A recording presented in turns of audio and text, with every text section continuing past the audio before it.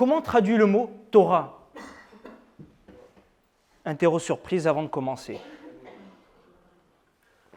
Torah, on le traduit, dans la plupart du temps, par sa racine qui vient du mot Hora'a.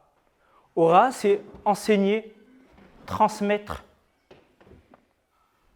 Rav Shimshon Raphaël Hirsch, qui est un grand commentateur, pour moi incontournable lorsqu'on étudie la paracha, il trouve une autre racine dans le mot Torah.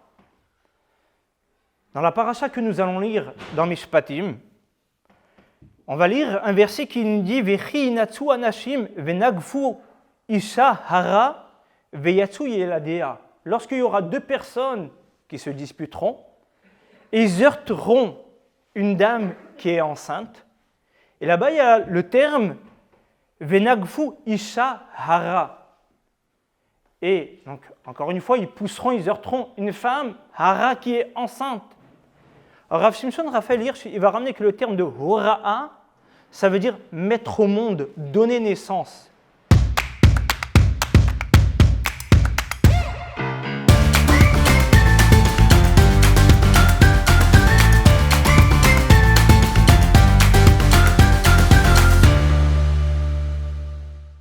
Ça fait un certain temps que je n'ai pas eu le privilège de venir vous voir. Avi, Madame Ohana, je ne sais pas si elle est là, beaucoup de plaisir de venir à chaque fois chez vous, tellement chaleureux, tellement intime. On sent vraiment que c'est une petite, une grande famille. Qu'Akadosh Baruch Hu vous donne les kochot jusqu'à 120 ans de œuvrer pour la ville, pour nos jeunes, et qu'Akadosh Baruch Hu vous envoie beaucoup de facilité pour votre belle famille. Alors je disais que ça fait longtemps que je n'ai pas eu l'occasion de venir. Je ne sais pas si ça a été programmé ou volontaire, mais on a la délicatesse à chaque fois de m'inviter lorsque l'OM joue contre Lyon. Pour ceux qui m'ont déjà entendu, à chaque fois ça tombait de la même manière. Je ne sais pas si c'est exprès, si tu t'es mis une petite note dans le mercato. À chaque fois, s'il y a une petite flèche pour me dire, bon, alors où tu te situes ? Après 3 ans, après 5 ans, après 6 ans, où tu es dans quelle équipe? Je ne vais pas avoir le rôle de chauffer la salle ce soir avant le match. J'aimerais juste vous dire, ou te dire Avi, que ce soir, je m'excuse avant de commencer parce que je ne fais pas court pour vous, mais je fais court pour moi. Je fais court très égoïstement, et c'est un message d'un de mes rabbanim qui m'a transmis lorsque j'étais plus jeune. Un jour, je lui ai demandé de m'interroger sur une partie de la halacha, des lois. Tout de suite, spontanément, il m'a dit oui, avec grand plaisir. Il m'a rappelé 2 heures après, il m'a dit finalement dans 3 semaines. Je lui ai dit mais vous m'avez dit oui, avec plaisir. Il m'a dit je t'en parlerai dans 3 semaines. 3 semaines après, au moment du contrôle, il m'a dit c'est vrai, j'étais très content, très ému que tu me demandes de m'interroger. Mais après, je me suis posé la question, mais pourquoi je vais perdre mon temps avec un gamin et de venir, de l'interroger, de prendre 1h30, 2 heures, et j'ai pas que ça à faire. Alors oui, la pérennité, la transmission, c'est bien important, mais moi j'ai des choses peut-être même plus importantes que d'interroger d'autres personnes. Alors du coup, très égoïstement, je me suis dit, est-ce que ça l'intéresse à ce que je l'interroge? Et je me suis dit, ça n'intéresse uniquement si moi ça m'apporte quelque chose. Alors du coup, il m'a dit, j'ai fait une révision de tout ce que tu m'as demandé que je t'interroge pendant 3 semaines. Alors il me dit, sache que ce que je t'interroge aujourd'hui, c'est le résultat d'une révision pendant 3 semaines. Alors, ce que j'accepte aujourd'hui et la raison pour laquelle je m'exprime ce soir, c'est juste pour faire en sorte que ce que je vais exprimer, je peux m'en imprégner à moi le premier. Alors si vous voulez écouter, vous ne voulez pas vous endormir, vous pouvez, absolument. Juste une chose, faites attention, ne parlez pas parce qu'à ce moment-là, ça va me déconcentrer. Mais je répète, je parle très égoïstement et je le vis et je le pense profondément. Comment traduit le mot Torah? Interro surprise avant de commencer. Torah, on le traduit, dans la plupart du temps, par sa racine qui vient du mot Hora'a. Hora'a, c'est enseigner, transmettre. Rav Shimshon Raphaël Hirsch, qui est un grand commentateur, pour moi incontournable lorsqu'on étudie la paracha, il trouve une autre racine dans le mot Torah. Dans la paracha que nous allons lire dans Mishpatim, on va lire un verset qui nous dit « Vechi inatsu anashim venagfu isha hara veyatsu yeladea » Lorsqu'il y aura deux personnes qui se disputeront, et ils heurteront une dame qui est enceinte, et là-bas il y a le terme « venagfu isha hara » et donc encore une fois ils pousseront, ils heurteront une femme hara qui est enceinte. Alors, Rav Shimshon Raphaël Hirsch, il va ramener que le terme de hora'a, ça veut dire mettre au monde, donner naissance. Et quand on entend le mot Torah, ce n'est pas juste un message, un enseignement, une transmission. C'est la capacité, grâce à cet enseignement, de naître ou de renaître. De nous donner une opportunité, avec ce qu'on va entendre, avec les messages d'Akadosh Baruch Hu, d'avoir une nouvelle conception des choses qui va nous permettre de dire mais c'est incroyable, mais j'ai l'impression que c'est aujourd'hui que ma vie elle commence. Parce que je vois les choses tellement différemment que je les voyais avant. Et ça, selon Rav Shimshon, c'est le terme de Torah. Alors ensemble, Bezrat Hashem, avec cet état d'esprit, on va essayer de partager ensemble de la Torah. De la Torah, pas juste un enseignement, mais un enseignement qui peut nous permettre et qui doit nous permettre d'avoir une capacité de trouver de l'énergie et une dimension et une clairvoyance, comme si on pourrait dire « ce soir on va renaître ». Je n'ai pas cette intention d'être à tous votre maman, mais malgré tout ça, ça c'est la dimension du terme de Rav Shimshon dans le mot Torah. On a lu hier la Seret Adiberot. J'ai de la chance. C'est facile. De quoi je vais parler ce soir? Pas du catéchisme et pas d'une autre religion, mais du judaïsme. Mais quoi dans le judaïsme? Anochi Hashem Elokecha, je suis ton Dieu. Lo yelecha Elohim acherim. Alors qu'est-ce que vous pensez? Que je suis venu pour vous parler qu'il faut faire Shabbat? Qu'il ne faut pas convoiter son prochain ou la femme de son prochain? Qu'il ne faut pas tuer? Encore heureux. Qu'il ne faut pas commettre d'adultère? Pourquoi on me demande de parler ce soir? De quelle manière je m'entends moi-même me parler ce soir? Et c'est facile parce que j'ai un miroir en face, donc je suis vraiment en train de me parler et c'est déroutant. La prochaine fois, vous ferez attention de le cacher. J'aimerais, avec vous, m'arrêter sur les 3 premiers commandements et notamment plus sur le 3e. Vaidaber Elohim et kol adevarim haele les morts. Et Dieu, il a parlé et kol adevarim. C'est quoi kol? Tout. Il y a 10 paroles. C'est pas kol, c'est pas tout. Alors, Rashi sur place, il va dire que Dieu, il a parlé les 10 paroles en une parole. Chose que l'être humain, il n'est pas capable de faire. Ok. D'autres commentateurs, ils vont nous dire que dans les 10 paroles, en fait, il y a les 613 commandements, les 613 mitzvot. Et ça, c'est le sens de et kol adevarim haele. Alors, qu'est-ce que Dieu dit? Anochi Hashem Elohecha asher hotzeticha meret Mitzrayim mibet avadim. Je suis mon Dieu, je te sors ma carte d'identité, ma carte de visite, et c'est moi qui t'ai fait sortir d'Égypte. Donc le premier commandement, c'est quoi? D'intégrer que Dieu, c'est lui le Dieu, et c'est lui qui m'a fait sortir d'Égypte. Deuxième commandement, c'est quoi? Lo yelecha Elohim acherim, ne pas d'avoir des autres dieux. Donc ça ne suffit pas de reconnaître que Dieu c'est Dieu, mais on doit intégrer, on doit faire attention de ne pas faire ce qui s'appelle la avoda zara, de commettre l'idolâtrie. Les 2 premiers commandements, d'intégrer, d'avoir la foi, d'avoir la emuna, anochi Hashem Elokecha, lo yelecha Elohim acherim. Donc je répète, d'avoir la conscience que Dieu, il est Dieu, et de ne pas avoir d'autres dieux. Tout à l'heure, il y a quelqu'un qui m'a dit « Je pars pendant 2 semaines là pour des vacances en Inde. Mais qu'est-ce que tu vas voir en Inde ?»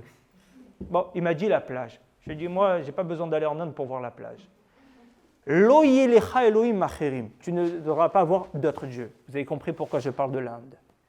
Lo yelecha Elohim acherim. Peut-être aujourd'hui que le peuple le plus symbolique qui réellement a des pratiques de avodah zara.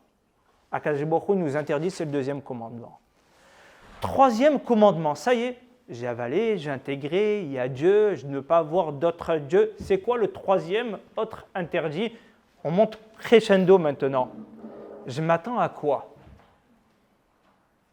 Qui pourrait me dire chez vous les garçons, ordre chronologique, c'est quoi le troisième interdit? Troisième commandement plutôt. Pardon? Bravo. Lotissa etchem Hashem Elokecha lashav. Et tu n'exprimeras pas de ne pas mentionner le nom d'Akadosh Baruch Hu en vain. Alors, dans le verset, le terme, il emploie lotissa. Comment on traduit lotissa? En hébreu, en français, le terme lotissa, ça veut dire porter. Alors, Rashi va nous dire qu'est-ce que ça veut dire tu ne porteras pas le nom de Dieu en vain. Ici, lotissa, ça veut dire que tu ne lèveras pas la voix. Quand quelqu'un y crie, et vous allez l'entendre, les Marseillais qui sont à Lyon jusqu'à Marseille, quelqu'un qui crie, qui porte la voix, on dit mais arrête de porter la voix. Qu'est-ce qu'il porte? Il ne porte rien. Il lève la voix, on appelle ça porter la voix. Et c'est pour ça que grammaticalement, même si dans le sens propre, lotissa, ici on n'est pas en train de porter, mais on peut employer ce terme de lotissa. J'aimerais avec vous donner un autre sens sur ce terme de lotissa. Mais pour comprendre le sens de lotissa, j'aimerais avec vous lire la suite du verset. Lotissa etchem Hashem Elokecha lashav. Ne prononce pas le nom d'Akadosh Baruch Hu en vain. Pourquoi pas? Pourquoi je ne peux pas prononcer le nom d'Akadosh Baruch Hu en vain? Qu'est-ce qu'il y a de mal? Première question. Non seulement c'est si grave que ça, c'est le troisième commandement qui a eu besoin d'être transmis au moment de Har Sinaï. Alors qu'on me dise de faire Shabbat, qu'on me dise de ne pas convoiter, de ne pas faire de l'adultère, je veux bien comprendre, et je veux bien qu'il y ait un sens. D'entendre que Dieu c'est Dieu, forcément. De ne pas faire de l'idolâtrie, absolument. Mais de ne pas prononcer le nom d'Akadosh Baruch Hu en vain, c'est tellement fondamental, c'est tellement important dans notre judaïsme. Alors le verset ici, il est intéressant. Il va nous donner l'explication, il va nous donner la raison du pourquoi, du comment. Lotissa etchem Hashem Elokecha lashav. Qui? Comment on traduit le mot qui? Car. On peut le traduire, la Gemara va nous dire de 4 manières. Ici, on va traduire car. Car, donc, car, lo yenaket Hashem asher issa etchemo lashav. Car Akadosh Baruch Hu, il n'effacera pas, il ne pardonnera pas celui qui prononce le nom d'Akadosh Baruch Hu en vain. Donc, pourquoi, dit le verset, tu ne prononceras pas le nom d'Akadosh Baruch Hu en vain? Parce que si tu le prononces, Akadosh Baruch Hu, il ne va pas te pardonner. Ça ne veut rien dire. Il y a peut-être un sens qui est un petit peu plus profond. Tu ne prononces pas le nom d'Akadosh Baruch Hu en vain, je ne sais pas pourquoi, mais ici on dit pourquoi? Parce que tu ne seras pas pardonnable. D'accord, bon, c'est ce que le verset nous dit. Est-ce qu'on va nous dire, quand on va nous parler de Shabbat, fais attention, ne transgresse pas Shabbat. Pourquoi? Parce que celui qui transgressera Shabbat, il ne sera pas pardonné. Si c'est comme ça, j'estime pas que ça vaut la peine de me réveiller demain matin. Parce que tous les jours, je commets des avérotes. Tous les jours, je tombe, je me relève, je tombe, je me relève. Il y a la notion de ce qui s'appelle la tchouva. Et peut-être le jour le plus intense, le plus puissant de notre calendrier juif, c'est lequel? C'est Yom Kippour. Yom Kippour, c'est la tchouva, même par définition. C'est l'harmonie où réellement l'homme il peut se repentir, il peut se rapprocher d'Akadosh Baruch Hu. Et là, on est face au seul et unique interdit où la Torah elle nous dit ne le fais pas. Pourquoi? Parce que ça ne sera pas pardonnable. Maintenant, mais dans toute la Torah, quelqu'un qui commet une avéra est pardonnable. Or là, on va nous dire fais attention, ne le fais pas parce que ce ne sera pas pardonnable. Est-ce que d'abord, je ne dois pas le faire parce que ça c'est la raison, parce que je ne serai pas pardonnable? Non, je ne dois pas le faire parce qu'il y a un sens, il y a une raison. Et deuxièmement, pourquoi ce n'est pas pardonnable? Le Talmud, il va rapporter que lorsque Dieu il a exprimé ce troisième commandement, il a dit Lotissa etchem Hashem Elokecha lashav, tout le monde entier a tremblé. Tremblement de terre général. Nisdas dea, c'est le terme en araméen, kol haolam kulo. Attends, mais encore une fois, c'est si gravissime d'exprimer le nom de Dieu en vain. Quand Dieu il a dit Anochi Hashem Elokecha, Ben, j'aurais pu m'attendre, je ne sais pas, une entrée en fanfare, une musique de film, tout d'un coup, maintenant, tout le monde va trembler, tout le monde va avoir peur. Ok, on a entendu. Deuxième, on l'a entendu. Tremblement de terre. Et faites attention, car il ne sera pas pardonnable. Oh, détends-toi. Détends-toi, il y a l'apéro après. Qu'est-ce qu'il y a de gravissime? Pourquoi? Parce que celui qui a exprimé le nom d'Akadosh Baruch Hu, il ne sera pas pardonnable. Mais qu'est-ce qu'il a fait? Si ce soir je vous pose la question, qu'est-ce qui est pire? De transgresser Shabbat, de voler, de tuer ou de prononcer le nom de Dieu en vain? Et là, vous allez me dire que vous avez la réponse. Je vous l'ai offerte. Mais ce n'est pas si évident que ça. Mais est-ce que sur tuer, il y a écrit que celui qui tue ne sera pas pardonnable? Je suis un petit peu aussi à la synagogue pour essayer d'étudier. Bravo. Mais je répète l'étude du texte. Kilo yenake, car il ne sera pas pardonnable. Dans aucun des 613 commandements, à part celui-là, il y a écrit une chose pareille. Il ne sera pas pardonnable. Eh bien, j'ai tué, je fais tchouva, qu'est-ce que tu veux? Ah, mais je vais avoir l'enfer. Nulle part il y a écrit ça dans la Torah. Lis tous les livres mystiques que tu veux. Dans la Torah, il n'y a pas écrit ça. Ça veut dire que c'est pardonnable. Je peux faire tchouva d'une certaine manière. Peut-être qu'il y aura une autre dimension au Lamaba, au monde futur, ou au Gan Eden, ou au Gainam. Dis-moi, là, il est écrit textuellement que l'Oyenake ne sera pas pardonnable. Le Rav de Rabbi Yosef Karo, pour ceux qui connaissent, celui qui a donc édité, celui qui a écrit le Shulchan Aruch, il s'appelle le Al-Shir HaKadosh. Le Al-Shir HaKadosh, excusez-moi, pas le Rav de Rabbi Yosef Karo, l'élève de Rabbi Yosef Karo, et le Al-Shir HaKadosh, c'est le Rav de Rav Chaim Vital. Il va dire que celui qui exprime le nom d'Akadosh Baruch Hu en vain, c'est quelqu'un qui profane le nom de Dieu. Et d'ailleurs, il va dire, c'est un verset dans Vaïkra, Velo tishbeu bishmi la sheker, vechilalta et Hashem Hashem Elokecha lashav. Et vous ne jurerez pas à tort, car si vous jurerez à tort, vous aurez profané le nom de Dieu. De quelle manière je profane le nom de Dieu? Ce commentateur, le Al-Shir HaKadosh, on est en 1500, il a vécu de 1509 à 1603. Le Al-Shir HaKadosh, il va dire, car celui qui prononce le nom d'Akadosh Baruch Hu en vain, il se détache totalement de la réalité de Dieu. De quelle manière? Et là, je vais pendant 5 minutes ramener un commentateur qui est de la même période, qui est peut-être un petit peu plus intellectuel ou philosophique que le Maharal HaKadosh, le Maharal de Prague. Le Maharal, il va dire la chose suivante. Dans le monde ici terrestre, il est limité par ses frontières. Nord, sud, est, ouest, haut et en bas. Est-ce que le nord et le sud ils sont reliés ensemble? L'est et l'ouest, en haut et en bas? Non, du tout. Un il est dans une extrémité, l'autre il est dans une extrémité, l'autre il est en haut, l'autre il est en bas. Ils n'ont pas de point commun. Qu'est-ce qui les fédère ensemble? C'est l'existence de Dieu dans tout ce monde. Donc le sud, il a lieu d'être parce qu'il est sud, parce que de l'autre côté il y a le nord, il y a l'est et l'ouest. Pourquoi? Parce que Dieu il a créé un monde où il remplit son espace, et dans cet espace, alors il va mettre des frontières, en haut, en bas, à droite, à gauche. Le Maharal HaKadosh, il va dire, on a une semaine, lundi, mardi, mercredi. Est-ce que lundi, il est lié à mardi? Non. De quelle manière? Lundi, c'est lundi, mardi, c'est mardi. Vous ne connaissez pas la chanson? Lundi matin, l'empereur. Ben, après mardi matin, il y a une suite. D'accord, ok, parce que le mardi, c'est le lendemain de... Ah là, je vous ai réveillé, là. Mais le lundi, il n'est pas lié dans son sens au mardi.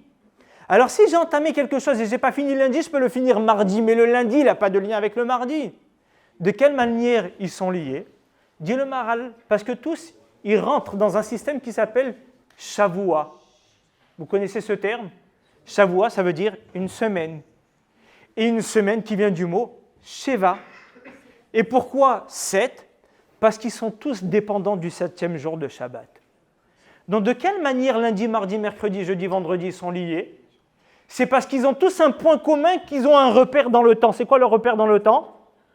Pour arriver à cet objectif de Shabbat.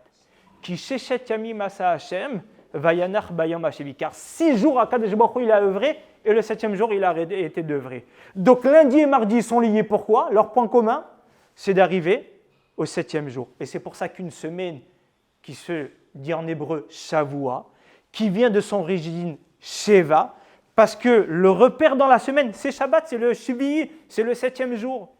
Alors on va dire, le Maharal HaKadosh, dans ce monde, on a aussi une Shvua. En hébreu, quelqu'un qui jure, on le dit aussi de la même racine grammaticalement que la semaine et que du chiffre 7. Shavua, pourquoi? Parce que c'est la même règle. Quelqu'un qui fait une Shvua, quelqu'un qui jure. Pourquoi il jure? Pour prouver quelque chose. Je te jure sur la tête de ma mère, je te jure sur Rodolphe, je te jure sur ce que tu veux. Pourquoi? Parce qu'il veut donner de la force, de la véracité, de l'authenticité, de la puissance à ce qu'il est en train de dire. Et donc, qu'est-ce qu'il va dire? Il va dire, je te jure au nom de Dieu. Donc, si maintenant c'est faux, alors il ne peut pas être lié à Dieu. Pourquoi? Parce que lundi, mardi, mercredi, pourquoi ils ont un sens? Parce qu'ils sont liés au 7e jour qui est Shabbat.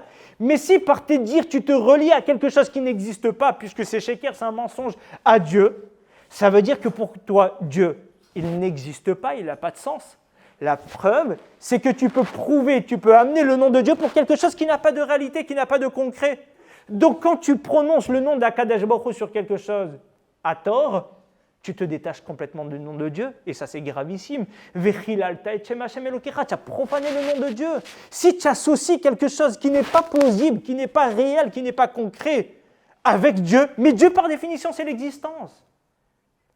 Dieu c'est l'existence du monde, l'existence de mon moi, l'existence de la réalité de chaque chose.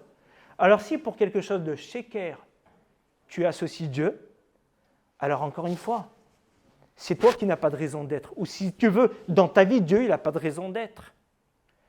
Le Rambam, sur place, dans la Torah, il va résumer ce que le Talmud il va rapporter.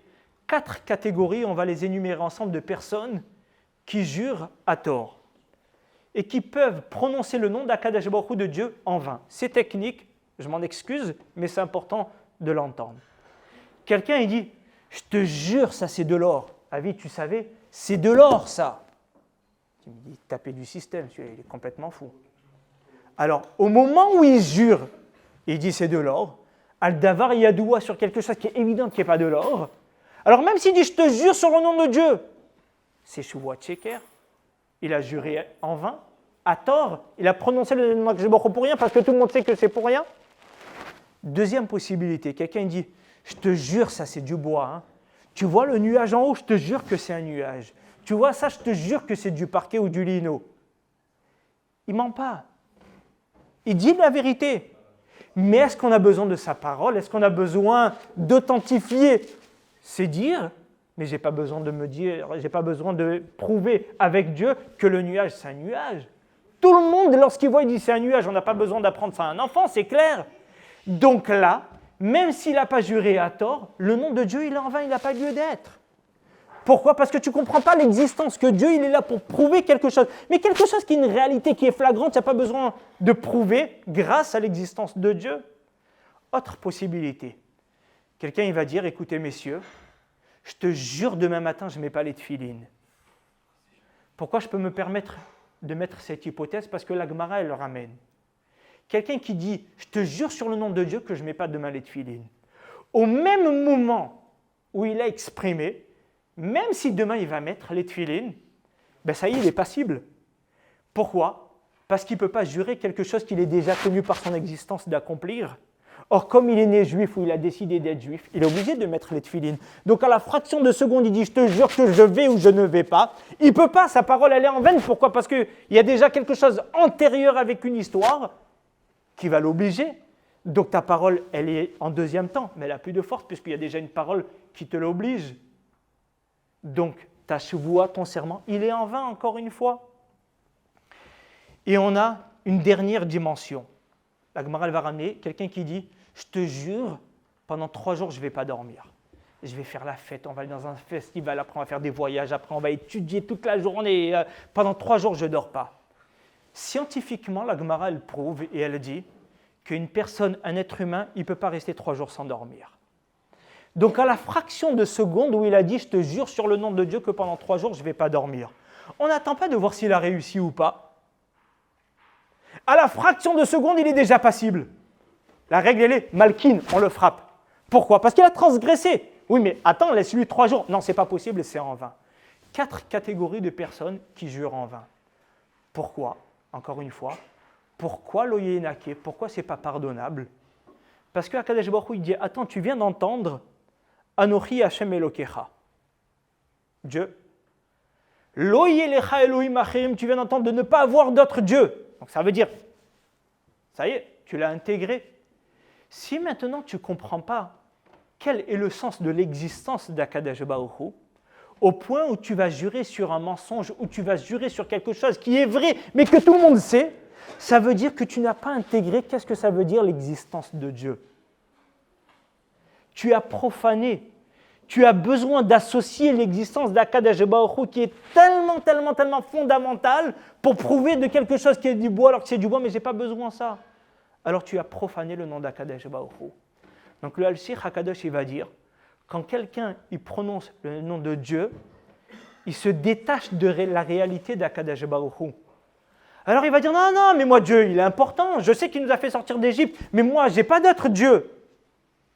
Mais si il ne comprend pas qu'est-ce que ça veut dire vivre son judaïsme, au point où oralement, verbalement, il peut exprimer le nom d'Akadosh Baruch Hu en vain, alors on dit, tu n'es plus dans l'histoire, tu n'es plus dans l'existence du monde, tu as profané le nom d'Akadosh Baruch Hu, soit disant tu en as entendu 1 et 2, et tu te dis que tu les as intégrés, mais ce n'est pas la réalité. Tout ce que je vous dis me permet maintenant de commencer le cours. C'était l'apéro, c'était le hors-d'œuvre. Il y a un traité dans la Gemara, dans Brachot, le premier traité, qui va ramener que tout celui qui récite une bénédiction en vain, ça s'appelle bracha she'ena tzricha, alors qu'on n'en avait pas besoin, are nosé shem shamaim lashav. Il a prononcé le nom d'Akadosh Baruch Hu. Alors je ne vais pas vous demander qui, mais je vais quand même vous rappeler ou me rappeler. Et quand je me rappelle, pas dans la technicité des choses, mais dans la profondeur, qu'on est tenu dans notre journée de réciter des brachot. Le matin, quand on se réveille. Après, si on veut boire un café, si on veut manger. Si on a même pris un repas avec du pain, on va faire une bracha de la Torah qui s'appelle le Birkat Hamazon. Et même les Chachamim, ils ont dit qu'à chaque fois, les sages, quand on va aux toilettes, on doit remercier Akadosh Baruch Hu, Asher Yatzar et Adam Bechokma Ubarabo Nekavim, qui a créé des orifices, chacun avec sa fonction. Et incroyable. Si maintenant, dans ma journée, j'ai récité une bracha en vain, alors là, on nous dit, tu sais, tu as prononcé le nom d'Akadosh Baruch Hu en vain. Ah, et le passouk qui nous dit, Lotisa et Shem Hashem Elokecha Lashav, tu n'as pas le droit de prononcer le nom d'Akadosh Baruch Hu en vain. Alors là, je respire. Et je te demande un verre d'eau, s'il te plaît, à vie. Et je vous pose la question suivante. Que quelqu'un qui jure à tort et à travers, et qu'il associe le nom d'Akadosh Baruch Hu, alors que ce n'est pas vrai, il va dire, je te jure que c'est de l'or, je comprends que là, il a profané le nom de Dieu. Que quelqu'un il a besoin de dire que le nuage, c'est un nuage, et crois-moi au nom de Dieu, je te jure sur le nom Yud Kevavke, qu'il a exprimé le nom d'Akadosh Baruch Hu en vain, j'entends bien. Parce que comme on a expliqué celui-là, il n'a pas compris c'est quoi l'existence du monde, il n'a pas compris c'est quoi l'existence de Dieu, il n'est pas dans la réalité de la émouna, de la foi, donc il a profané le nom d'Akadosh Baruch Hu. Maintenant, moi, je ne sais pas si vous savez, mais je suis un grand religieux. Je suis le fils d'un ultra-orthodoxe, d'un extrémiste peut-être. Merci beaucoup. Alors on me dit, tu sais quoi? Maintenant tu as prononcé le nom d'Akadosh Baruch Hu en vain. Pourquoi? Parce que tu as récité une bracha. Mais une bracha, c'est bien ou c'est pas bien de réciter? Baruch ata Adonai Eloheinu melech haolam she'akol nהיה bidvaro. Et imaginons que je ne voulais pas boire. Alors quoi? Alors ma bracha, elle aurait été en vain. et là j'aurais commis l'interdit de l'otisset, Shem Hashem Lachem Lachav, où Dieu me dit, Lo Yenake, fais attention, Yehuda, je ne te pardonnerai pas, Kilo Yenake, bracha shena tzricha, la Gemara elle a dit une bracha qui n'a pas lieu d'être, eh bien, c'est interdit. Le Maïmonide dit qu'une bracha shena tzricha, écoutez bien, on transgresse un interdit de la Torah, pas juste d'ordre rabbinique. Pas tout le monde est d'accord. Apparemment, le Shulchan Aruch, il emploie le terme du Rambam, mais c'est puissant. La bracha elle-même, le Sheakol Yabidvaro, ce n'est pas une mitzvah de la Torah, c'est que des rabbanan. Alors moi, je vais faire une éloge à Kadosh Baruch Hu et je n'ai pas besoin de boire. Et je dis, Baruch Ata Hashem Elokeinu melech haolam Sheakol Yabidvaro. Oui, Dieu, il a tout créé grâce à sa parole. Mais c'est incroyable, j'ai fait une éloge à Hachem. Alors, je n'ai pas eu besoin de boire. Mais comment tu peux me dire que j'ai commis un interdit de l'otisset, Shem Hashem Lachav, et on me dit, Lo Yenake, tu effaceras pas.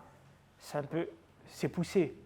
Alors, on nous met en parallèle quelqu'un qui jure à tort, quelqu'un qui a besoin de prouver quelque chose qui est évident, avec quelqu'un qui fait une éloge à Kadosh Baruch Hu, apparemment, de plein gré, volontairement, bien, et parce qu'il est en harmonie avec Akadosh Baruch Hu, on va dire, lui tu transgresses. Comment on peut comprendre une chose pareille?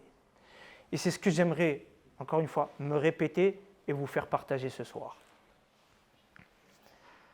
Et le amen qu'on va dire, il est grave aussi. Absolument, mais moi je parle maintenant pour celui qui est acteur, dans un premier temps. Qu'est-ce que ça veut dire servir? Qu'est-ce que ça veut dire reconnaître? Qu'est-ce que ça veut dire intégrer que Dieu, il est Dieu? On peut avoir des scientifiques, des philosophes, des physiciens qui vont expliquer qu'avec toute la sagesse, toute la compréhension, tout ce que l'homme peut percevoir dans ce monde, malgré tout ça, il y a une dimension que l'homme ne pourra jamais comprendre.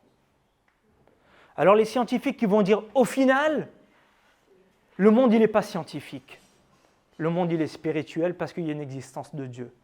Le monde, il n'est pas cartésien, mathématicien, il n'est pas physique, il n'est pas... Donc quoi? On est obligé d'arriver à la conclusion qu'il y a un Dieu.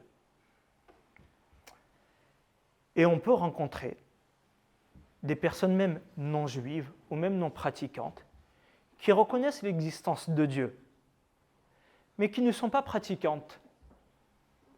Et là, on se pose la question, est-ce que c'est des personnes qui sont croyantes? Oui, eh bien, elles reconnaissent l'existence d'Akadosh Baruch Hu. Alors moi, ce soir, j'aimerais vous dire que non. Qu'une personne qui reconnaît l'existence d'Akadosh Baruch Hu, mais que ça s'arrête à ce stade, alors à ce moment-là, elle ne reconnaît pas l'existence de Dieu. Et qu'est-ce que j'entends par là? On peut reconnaître l'existence de Dieu sans vouloir être engagé et sans s'engager. Oui, Dieu, il est Dieu. Ah, moi c'est une autre histoire.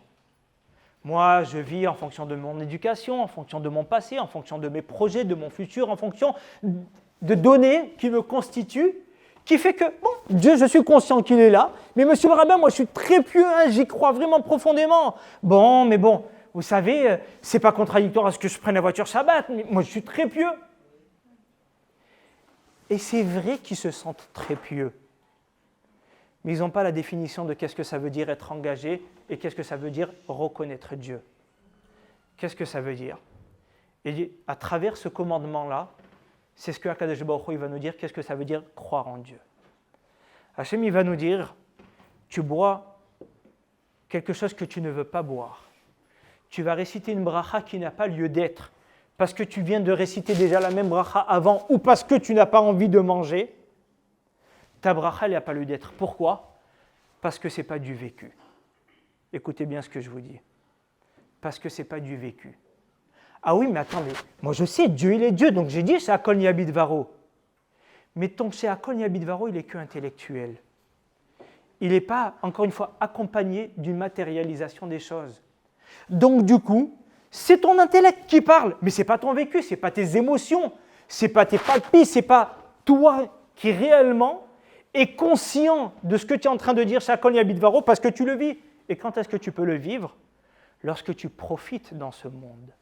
Lorsque tu es en adéquation avec quelque chose qui te propulse à remercier Akadosh Baruch Hu parce que concrètement, là, tu vis cette émotion. Pourquoi tu vis cette émotion? Parce que j'ai bu, parce que j'ai mangé. Alors, ça peut être des fruits, ça peut être des légumes qui poussent de la terre, ça peut être de l'eau qui n'y pousse ni... Donc là, tu vas faire réciter plusieurs brachot différentes. Pourquoi? Parce que là, c'est concret. Ta Torah elle devient concrète. Et quand ta Torah elle devient concrète, alors à ce moment-là, ta Torah elle devient concrète. Mais une Torah intellectuelle, une Torah de sagesse, une Torah encore une fois du cerveau, ça, ce n'est pas une Torah. Alors de reconnaître que Dieu, c'est Dieu, oui, c'est important. Absolument, c'est la base. Anochi Hashem Elokecha. Lo yelecha Elohim acherim, tu ne devras pas faire d'autres dieux. Très bien. Maintenant que j'ai intégré ça, maintenant on va commencer à parler de pratique. Ça y est, maintenant ma vie elle commence. Ça y est, j'ai intégré ça. Alors ça veut dire quoi pratiquer?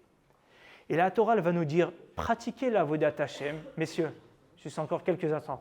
Dans 1h30 j'ai fini. La Torah elle nous dit, qu'est-ce que ça veut dire pratiquer la Torah et les mitzvot? Elle dit que tu dois être en adéquation à ce que tu vis, aussi bien physiquement, aussi bien concrètement, aussi bien émotionnellement, avec ta vie spirituelle. Mais si ta vie spirituelle, elle n'est pas en harmonie, elle n'est pas en osmose avec ton vécu de tous les jours, alors tu n'as pas compris qu'est-ce que ça veut dire croire en Dieu. Et maintenant, une fois qu'on a exprimé le premier et le deuxième commandement, Akadosh Baruch Hu, il va nous dire « Lotissa et Shem Hashem Elokecha lashav ». Alors moi, j'aimerais vous apporter ce soir une lecture et une traduction sur le mot « lotissa ». Tout à l'heure, on a traduit « ne porte pas, ne lève pas la voix ». Moi, j'aimerais vous traduire ici « lotissa », ne porte pas. Soi-disant, là où tu vas, tu dis « ah, Baruch Hashem, Baruch Hashem, Baruch Hashem ». Quelqu'un qui porte, soi-disant, une boîte énorme, mais la boîte, elle est vide. Et on la fait un tout petit peu, on la tape un tout petit peu et la boîte, elle tombe. Non, mais qu'est-ce que tu fais? Je suis en train de porter... Tu portes rien. C'est du vide à l'intérieur. Quelqu'un qui vend, soi-disant, dans sa vitrine, des costumes, des robes de luxe, on rentre dans le magasin et c'est de la pourriture. C'est exactement ça. Anochi Hashem Elokecha lo yelecha Elohim acherim. Qu'est-ce que ça veut dire de faire la Avodat Hashem? Ça veut dire servir Hashem. Lotissa ne porte pas la cause de Dieu. Qu'est-ce que ça veut dire porter la cause de Dieu? Là où tu vas, on va être religieux. Mais qu'est-ce que tu as fait à Sharia Sardon? Tu ne t'es pas rendu compte que tu viens de réciter cette bracha? Et tu as récité une bracha alors que tu n'étais pas besoin. Pourquoi? Parce que tu étais déjà dans un repas. Ça veut dire porter quelque chose. Quand est-ce qu'on porte? Lorsque c'est lourd. Lorsqu'il y a un sens de le porter. Alors, on sait pourquoi on le fait, mais on le porte. Akadosh Baruch Hu nous dit que ta vie ne soit pas vaine, que ta vie ne soit pas vide. Lotissa et Shem Hashem lashav, on ne nous dit pas, n'exprime pas le nom d'Akadosh Baruch Hu en vain. Ne porte pas ta propre vie en vain. Ne vis pas pour rien. Lotissa et Shem Hashem lashav, ne passe pas à côté de ta vie. Ne porte pas une cause soi-disant que tu ne portes pas. Alors on peut passer son temps à dire Baruch Hashem, on peut passer son temps à croire qu'on est pieux. Et je répète, je me parle. Messieurs, vous m'entendez ou pas? J'ai besoin de parler plus fort. Ne crois pas que c'est en prononçant le nom d'Akadosh Baruch Hu que tu vas te sentir pieux. Pourquoi? Parce que si tu vas passer ton temps à parler au nom de Dieu, mais ce n'est pas du vécu, ce n'est pas du concret, ce n'est pas de ta vie de tous les jours, l'oyinake, ça ne sera pas pardonnable. Pourquoi? Quelqu'un qui prend la voiture Shabbat, c'est très grave. Quelqu'un qui a mangé un aliment pas kasher, c'est très grave. Mais il est dans les règles du jeu. Il sait que c'est très grave. Ok, demain il va faire tchouva. Il sait que ce n'était pas bien. Mais quelqu'un qui porte la cause soi-disant de Dieu et qui pense que, il est honnête, il est intègre, il est incroyable. À chaque fois il dit Baruch Hashem, c'est incroyable, c'est Akol Yabidvaro. Mais sa vie elle est vaine, elle est vide. Il ne pourra pas faire tchouva. Parce qu'il croit que toute la journée il milite pour Dieu. Alors qu'il passe complètement à côté. L'oyenake, celui-là, il ne sera pas pardonnable. C'est la seule avéra, on va nous dire qu'il n'est pas pardonnable. Pourquoi? Parce qu'il va passer toute sa vie à côté de tout. Je répète, on peut faire des avérotes. Ce n'est pas à faire. Ne dites pas mon nom qu'on peut en faire. Mais on en fait tous. On en fait tous. C'est le sens même de l'existence. En Tzadik Baret, il n'y a pas d'homme juste qui n'a jamais fauté dans sa vie. On existe pour se relever et pour davantage apprendre de nos chutes, pour se rapprocher davantage envers Akadosh Baruch Hu et pour vivre le moment le plus intense. Quand est-ce qu'on vit le moment le plus intense? Lorsqu'on demande un tel pardon à Akadosh Baruch Hu, tellement sincère, on se sent comme des anges, et ça c'est à Yom Kippour. Donc le moment le plus intense, quand est-ce que je peux le vivre? Lorsque j'ai fauté. Est-ce que vous m'entendez? Par contre, celui qui vit à Yom Kippour et il demande pardon parce qu'il a mangé quelque chose de pas cachère, parce qu'il a eu un comportement, parce qu'il a entendu du lachon hara, parce qu'il en a exprimé, parce qu'il sait quand il est dans les règles du jeu. Alors sur ça, il reprend le train, et c'est bon, il est dans la bonne direction, il reprend la porte d'embarquement, et vite il va se faufiler dans l'avion. C'est pas si dramatique que ça. Il peut encore rattraper l'avion.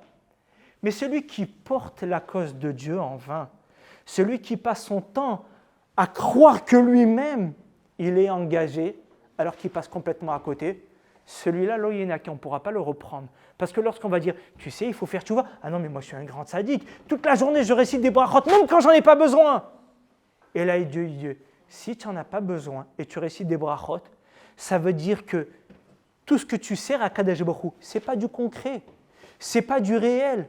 Or, ce que je veux, c'est que quand tu bois, tu as une émotion. Alors, si c'est de l'eau, si c'est du coca, si c'est du Red Bull, si c'est du whisky, ça ne change pas quoi, mais en fonction de ton plaisir que tu vas prendre, alors là, c'est du concret. Tu vas dire, Hachem, je suis dans un monde ici où on est défini que parce qu'on est en chair et en os et il y a du concret. Alors là, je mets en harmonie ma vie avec Akadosh Baruch Hu. Alors tu vas réciter Asher Yatzar parce que tu as pu aller aux toilettes. Tu vas réciter Birkat Amazon parce que tu as bien mangé. Tu vas réciter toutes sortes de brachot, ça ne change pas. Parce que tu as ouvert les yeux, tu as du poké, Achivrim, Matir, Asurim. Toutes les brachot de tous les matins. Ton vécu dans ta vie de tous les jours, tu l'associes avec ta Avodat Hashem. C'est quoi la Avodat Hashem? C'est le service d'Akadosh Baruch Hu. Et quand j'entends le service d'Akadosh Baruch Hu, je ne vois pas le petit vieux avec la barbe blanche, avec la canne, et qui dit lui pour lui, ah, tu vois, c'est vraiment le serviteur de Dieu. Je n'entends pas ce mot-là. J'entends par une adéquation, une harmonie, une intégrité, une authenticité, un sens que je donne à ma vie. Que ce n'est pas que tout d'un coup, quand j'ai décidé intellectuellement que je veux remercier, et je veux dire Hachem c'est le plus fort, alors je dis Hachem c'est le plus fort, non. Ça ne s'appelle pas être, encore une fois, juif. Est-ce que vous entendez? Se définir comme juif, ce n'est pas être né d'une femme juive, ou de dire que j'ai passé ma conversion, j'ai passé mon test, etc. Se définir juif, c'est d'intégrer les 10 commandements. Avant même Shabbat, qu'est-ce qu'on nous dit? Je n'ai pas encore commencé à pratiquer. Même verbalement, si tu exprimes Akadosh Baruch Hu à tort et à travers, avant même de pratiquer Shabbat, on nous dit, fais attention, si tu l'exprimes verbalement, à tort et à travers, tu n'es plus dans la réalité de savoir qu'est-ce que ça veut dire que Dieu il est existant. Qu'est-ce que ça veut dire avoir la foi? Qu'est-ce que ça veut dire de ne pas avoir d'autre Dieu? Ensuite, après, on sera dans l'action de ne pas faire. La notion de l'action, c'est Shabbat, faire et ne pas faire. Tous les interdits. Tu allumes la lumière, là tu n'allumes pas la lumière. Je peux allumer le feu, je n'allume pas le feu. Donc là, on est déjà dans une pratique. Et là, on va nous dire, même verbalement, fais attention. L'otissa ne porte pas la cause de Dieu. Ne passe pas ta vie à croire que tu es sur les rails et en fait que tu n'es pas sur les rails. Alors Akadosh Baruch Hu, il va nous dire, peut-être d'une certaine manière, et moi ce que je veux retenir, moi je suis né religieux. Et je vous dis, si vous ne le savez pas, je suis né religieux. Ce n'est pas toujours facile et des fois, sachez que c'est des fois même plus difficile. Je ne suis pas dans une comparaison, mais chacun il a sa difficulté. Alors, Anochi Hashem Elokecha, on me l'a donné au biberon. C'était mon maternat. Lo yelecha Elohim acherim, je ne suis pas quelqu'un de très aisé et je n'ai pas fait toutes les cultures, tous les pays. Vraiment, je n'ai pas eu l'occasion d'aller en Inde et de découvrir les plus grandes cathédrales, les plus grands bouddhistes, les plus grandes religions. Alors moi aussi, j'ai intégré que Lo yelecha Elohim acherim. J'aimerais vous dire très sincèrement, d'une certaine manière, que Dieu me pardonne.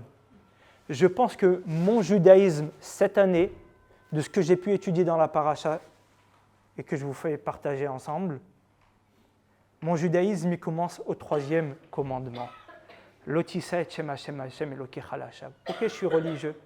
Ok, j'ai intégré de Lo yelecha Elohim acherim.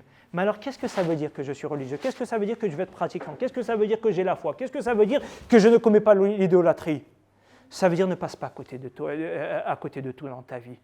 Ne porte même pas la cause de Dieu en vain. Ne dis pas soi-disant que toi tu y crois, alors que tu n'y crois pas. Pourquoi? Mais c'est vrai, j'y crois. Non, parce que dans les faits, ce n'est pas comme ça. Et même quelqu'un qui veut exprimer, je dirais, volontairement, de plein gré, une éloge à Kadesh Baruch Hu, la Gemara, elle dit, si ce n'est pas du vécu, ne la récite pas. Donc ça va très loin. Grâce à ce texte du Talmud, maintenant on comprend que l'Otissa et Shem Hashem Elokecha Lashav, ce n'est pas juste prouver quelque chose qui est faux. Ah, ça c'est de l'or. Ah non, le nuage, oui, non, mais c'est vrai, je te jure, c'est un nuage. Mais ça c'est évident. Nous, notre vie, elle ne commence pas là. Ça, je dirais pour nous, d'une certaine manière, on se met tous dans le même bateau, c'est évident, on ne va pas jurer au nom de Dieu que ça c'est de l'or. Et on n'a pas besoin de jurer que ça c'est du bois, c'est évident. Alors où notre vie, elle commence? Notre vie, elle commence quand on veut réciter une bracha Kadesh Baruch Hu pour dire Hachem, c'est le plus fort, mais que concrètement, on ne le vit pas. Alors, quand on veut vivre du concret, on dit laisse-moi tranquille, et quand je pourrai aller à la synagogue, ou quand, alors à ce moment-là, je remercierai Akadosh Baruch Hu.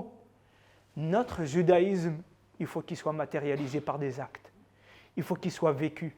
Il faut qu'il soit émotionnel. Yaakov Avinu, il rencontre Yosef, son fils le plus aimé, où il a tellement d'émotions, ça fait 22 ans qu'il attend de le voir, où il a une prophétie que si jamais il ne va pas voir Yosef, ça veut dire qu'il n'aura pas le Olam Haba. Vous imaginez l'émotion de Yaakov Avinu lorsqu'il revoit Yosef? Et qu'est-ce qu'il fait? La première des choses, bravo, Shema Yisrael Hashem Elokeinu Hashem Echad. Ça veut dire que quoi? Que émotionnellement, la chose la plus intense que je peux vivre ici sur Terre, le moment le plus fort, je le matérialise par la spiritualité. Et ça veut dire mettre en harmonie mon vécu, mes émotions, mon physique, tout ce qui m'accompagne et tout ce que je vis tous les jours dans ma vie spirituelle. Akadosh Baruch Hu, il ne veut pas qu'on ait, je dirais, deux cahiers. Le cahier de devoirs et le cahier de coloriage. Non, il veut qu'on prenne notre cahier de coloriage, il veut dire, allez, dessine ta vie. Vis ta vie. Aujourd'hui, j'étais faire des courses, aujourd'hui, j'étais faire des magasins, aujourd'hui, j'étais en vacances, aujourd'hui, j'étais à la fac, aujourd'hui, etc.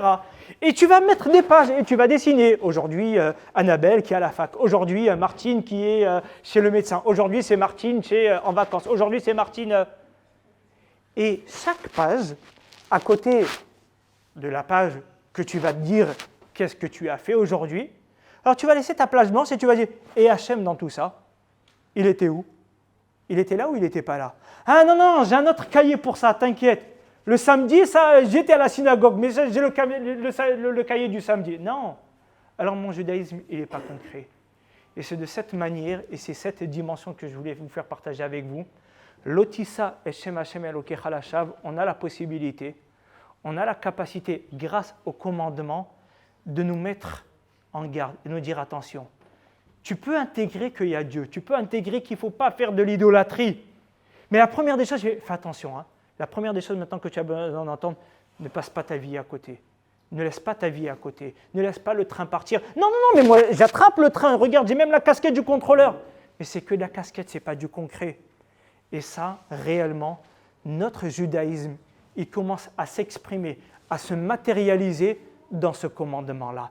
Donc à ce moment-là, après, on peut parler de Shabbat, on peut parler des actes, on peut parler de l'adultère, on peut parler de tuer, on peut parler de voler, on peut parler de tout, du concret. Pourquoi? Parce qu'on a intégré que notre vie spirituelle, c'est du vécu. C'est pas évident, c'est pas facile, et voire même, c'est le plus dur. Et n'importe quel protestant ou catholique qui vous dira « Mais la vie des plaisirs et des désirs, elle n'est pas en harmonie avec la vie de Dieu. L'homme, c'est un pervers. L'homme, il ne peut pas mettre sa vie des plaisirs avec le monde spirituel. » Et ça sera exactement l'inverse des codes de la Torah. Chaque concret, chaque palpitation, chaque émotion, chaque acte que je vais faire dans ma vie, je vais l'accompagner avec une matérialisation d'une expression ou d'un vécu des émotions avec Akadosh Baruch Hu. Et ça veut dire être un Ben Torah, recevoir les 10 commandements. Alors qu'Akadosh Baruch Hu nous donne les forces, parce que ce n'est pas toujours évident, qu'Akadosh Baruch Hu il nous donne cette lucidité d'être dans le concret et pas juste d'être dans la pensée et d'avoir des grandes convictions. Qu'Akadosh Baruch Hu, il me donne cette capacité de vivre en harmonie ma vie réelle avec ma vie spirituelle. Et Dieu sait que ça, c'est le travail de toute une vie. On tombe, on se relève, on tombe, on se relève. Non, mais demain, je vais faire une bracha. Non, mais c'est dommage, aujourd'hui, je suis sorti aux toilettes et j'ai oublié un shariat. Oui, mais t'inquiète pas. Alors demain, on va y reprendre. Et de cette manière, on pourra porter, de cette manière, je le dis, la cause d'Akadosh Baruch Hu en lui donnant un sens dans notre existence, un sens dans notre vie, qu'Akadosh Baruch Hu nous apporte uniquement bracha ve'atzlacha, la bracha et la réussite, qu'Akadosh Baruch Hu il envoie une guérison à tous les malades, qu'Akadosh Baruch Hu il envoie toutes les personnes qui n'ont pas la possibilité d'être chez elles, de retrouver leur famille et leurs proches le plus tôt possible, et qu'Akadosh Baruch Hu il nous donne une capacité, une clairvoyance, les forces tous les jours, au jour le jour, de se rapprocher d'Akadosh Baruch Hu, d'avoir le souci, d'avoir une intégrité, une authenticité, d'une harmonie dans notre vie concrète avec celle de Dieu. Shavuot Tov.